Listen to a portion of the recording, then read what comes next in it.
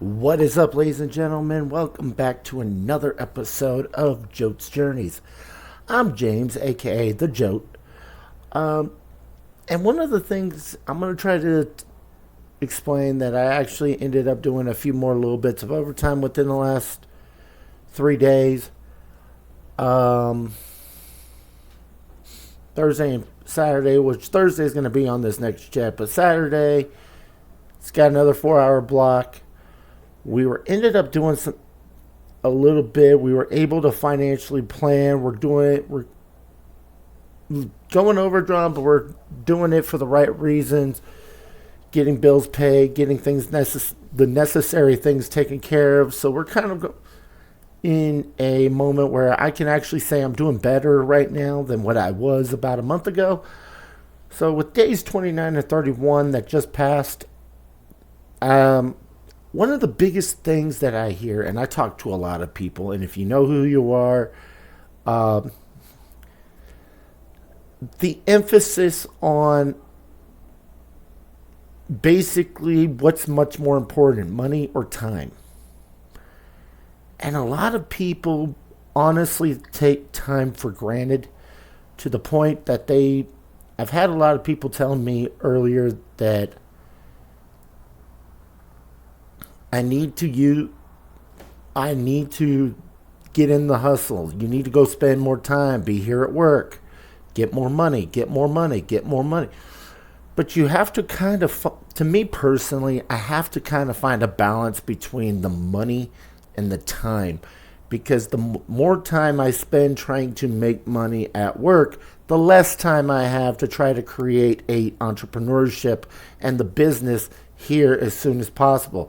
I mean, I can work until I'm only sleeping 4 hours a day, but it's not going to benefit me if it's just constantly keep paying bills, because that money's not growing. It's not getting, you've got money that's going into somebody else's pocket, but you're not growing yourself and becoming an entrepreneur and a business owner yourself. So, and just wanted to get that out there as a little bit of a rant and rave. But I want to say something to ease people's minds. And one topic that I believe that deeply resonates with people, when it comes to struggling. People always financially struggling. They're trying to improve. They want to do better, especially with the economy going on as it is. There's a lot of things that the politics and different events across the world are causing a little bit of problems. But one thing that the one thing that I've learned in my lifetime that I want to express is the fact is that you cannot change everybody else. You cannot change the world until you change yourself. One of the biggest things that I've done right now is change my mindset. Yes, I'm listening to all the talkers and people talking and have their own personal opinions on things. But first of all, you've got to understand trying to block out most of that noise unless it's going to officially benefit your game plan and your walk towards this journey. One of my biggest things that I always say is if somebody doesn't pick the same journey or tell me something that isn't aligned with what I plan on doing, then I basically don't have to follow that particular order, even though they say, oh, everybody else does it. Well, everybody else, 90% of the population, actually technically 81% of the population, is not in the upper tier of financial independence, because the 19% are. So 81%, that is a substantial amount of 8 to 10 people out of 10 people that believe, oh, because this has worked, it's kept me afloat in the past, doesn't always necessarily mean it's always a stepping stone, or it's a good stepping stone towards your future. Now, finances, I will say this. bills do need to be paid. They do need to come first. And one of the biggest things in my life that changed is, some of you knew that in past videos, I was talking about relationships and my family. You actually, this one I had to kind of cut off due to the fact is that it did not align with my goals, to the point where simple things that I have expressed, my ex-fiance basically told me, no, I'm going to do it my way. And you know what? And it's not something, and some of you probably thinking that it's probably just he wanted favors and stuff like that. No, it's not that. It was the fact is of having my father and mother actually see my daughter, which my ex actually said, no go. That's not going to happen. Things like that, the little bit of the my life, my rules, but I'm the one that's paying the bills, so I don't have any rights to. She had the rights to do whatever she wants, but she's not helping me with the bills that needs to get us ahead in life, financially. So I had to kind of cut it off on that one, and basically work towards a better financial future for me. Everybody's like, well, what?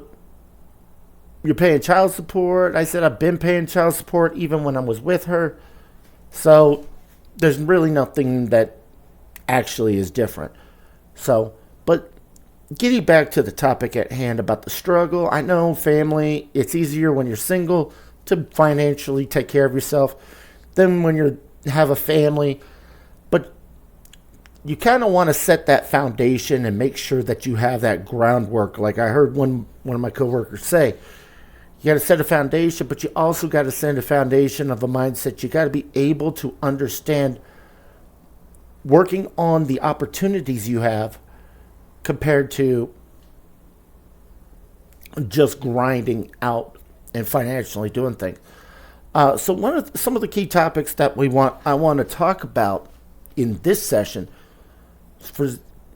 basically AI just gave me a whole thing about breaking the cycle of struggles, how to change your financial mindset and build lasting wealth.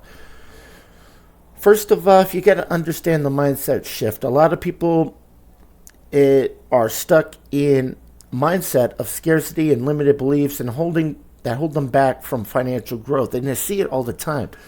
A lot of people say, well, it worked for my family. We've done well. But are you as wealthy as you want to be? Was your parents that wealthy doing it that way? Was you that wealthy doing it this way? Financially, I got a lot of money in the bank. Well, what's that money doing? It's not working for you. It's not buying back your time. It's not basically my goal is to work towards the point where I don't have to rely on a company to give me a paycheck.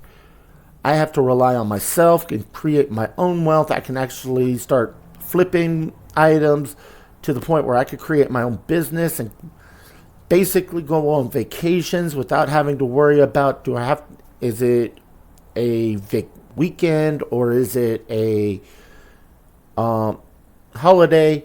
I could simply go on that.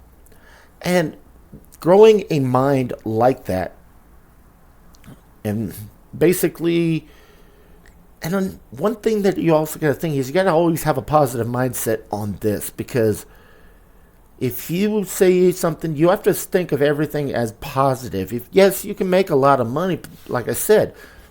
Like, I did 12 hours of overtime. Some people wanted me to do 16 that one day, but it's just one of those things that it's just like I've been up for 24 hours. You also got to take care of your body. If you're constantly trying to work and not getting enough sleep, I'm getting money now, yeah, getting money now, but where's their future looking at? Because you're going to constantly keep working until you're 65. My goal personally is to stop working by 45 to 50 years of age and be able to make some money. Now, currently I'm 40, so that's within the next 5 to 10 years. I'm trying to get rich before then, but I want to be able to retire before then while I'm watching everybody else still work and going by it with a very gradual, very grinding, short-term thing. One of the basic things you got to focus on is being able to grow your mind, grow your financial mind. Focus on opportunities. And one thing I want to say to a lot of people that are out there struggling, anytime you get set back, I want you guys to see it as more of a learning experience instead of a failure. Because every failure you can see and look at it and go, the biggest thing I say is, that didn't work. What happened to not make it work? And what do I need to change to make it work? Every action is going to work out eventually. You just got to figure out what necessary changes you need to do to make it work.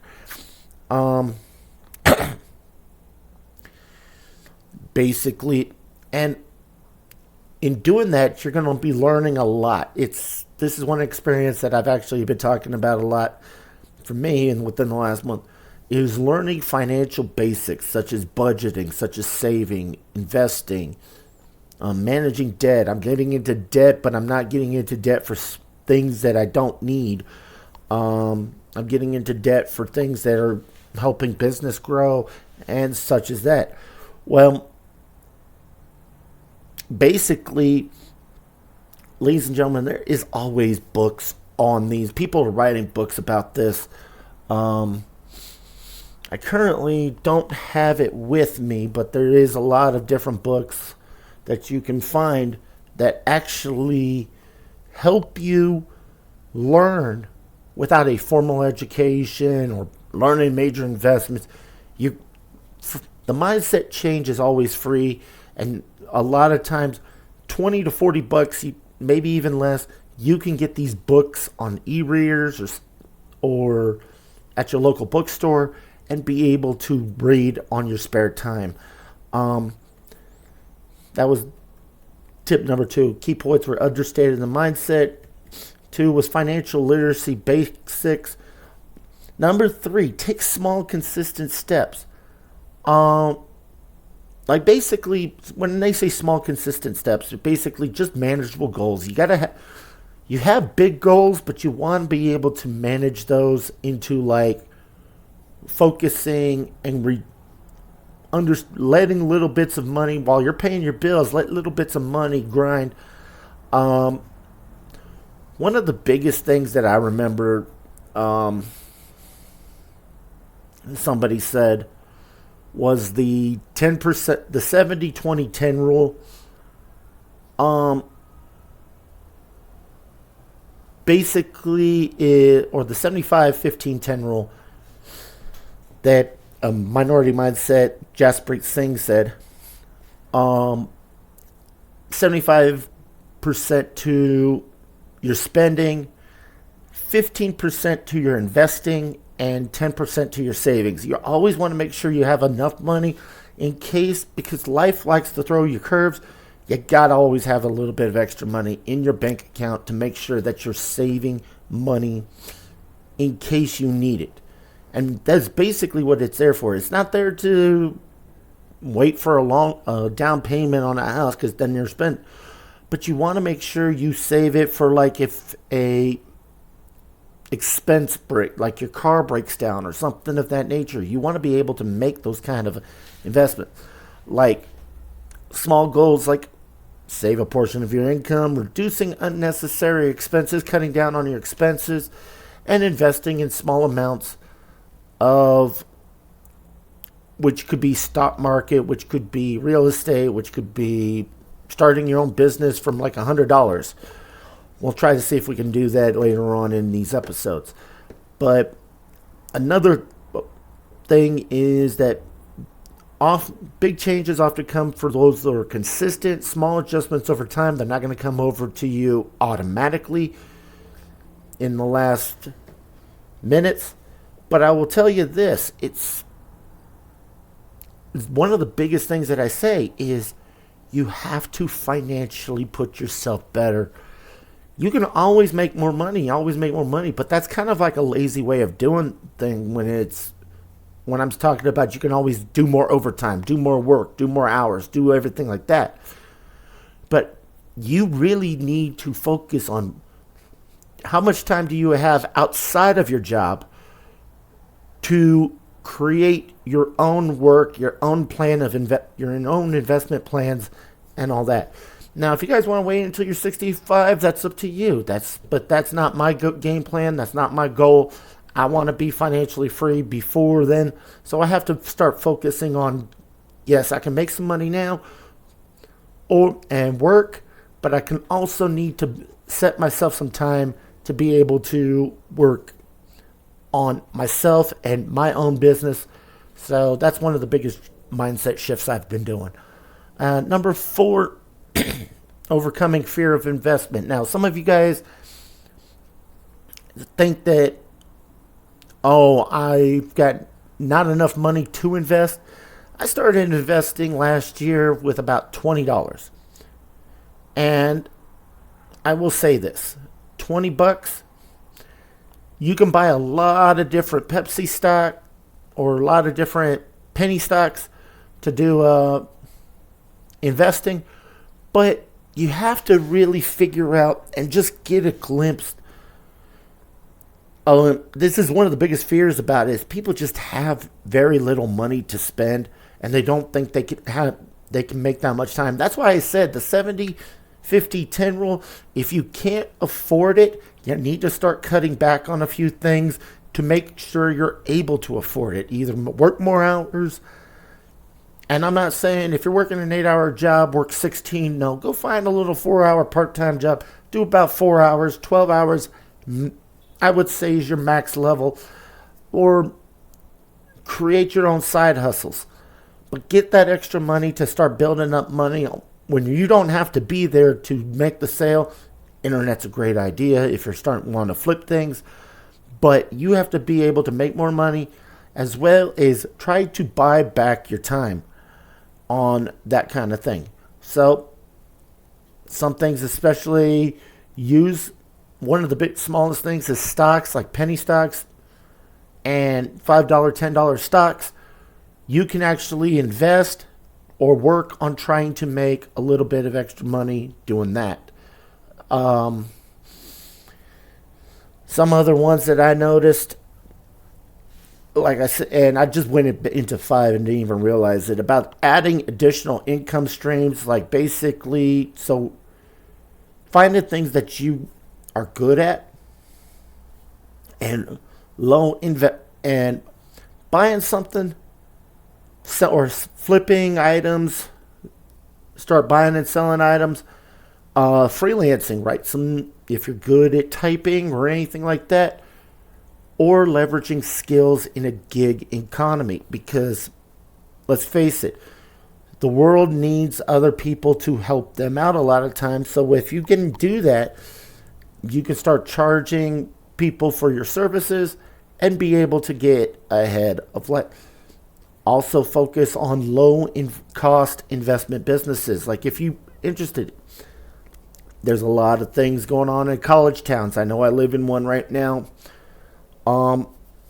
Basically, after people drink heavily on Thursdays, Fridays, Saturdays, maybe start working with get a permit and start working with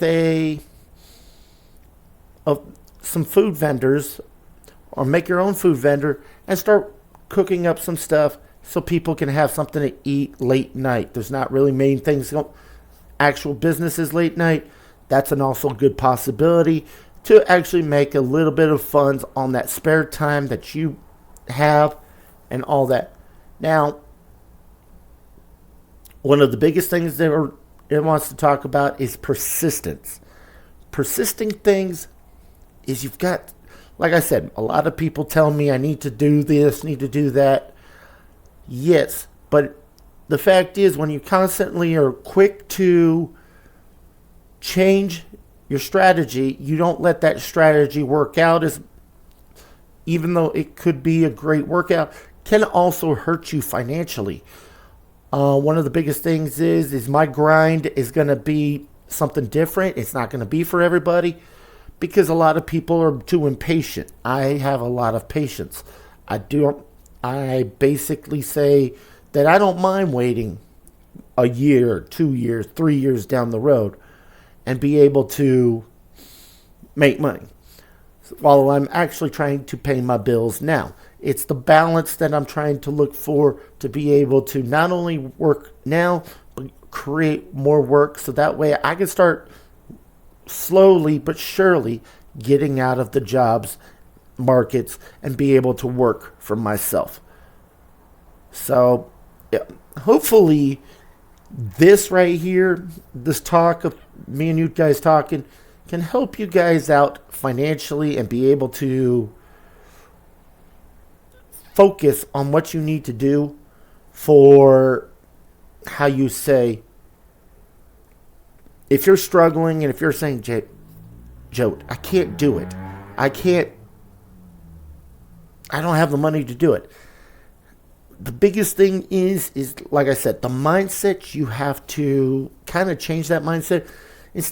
One of the biggest things I've read in some of the books I've been reading, it's not about I can't afford something, is making your mind work to the point that says, how can I afford something? And now you've got a way to build on what you need to do. Thank you guys. I know this was a very long one today, and I appreciate it. I was trying to find some topic to talk about because the other ones have been a little bit short, but it's one of those things I really, really needed to get off my chest on this video, talking about my struggles. I hear it all the time. Yes, I don't mind working overtime, but the more time I spend working for somebody else is less time I'm spending working on myself. So hopefully you could take the advice. If you guys don't want to, that's fine. But if you like what I'm actually talking about and seeing a different side of something, please hit the subscribe button, hit the like button. I appreciate it. Thank you for watching this video, and I'll see y'all next time.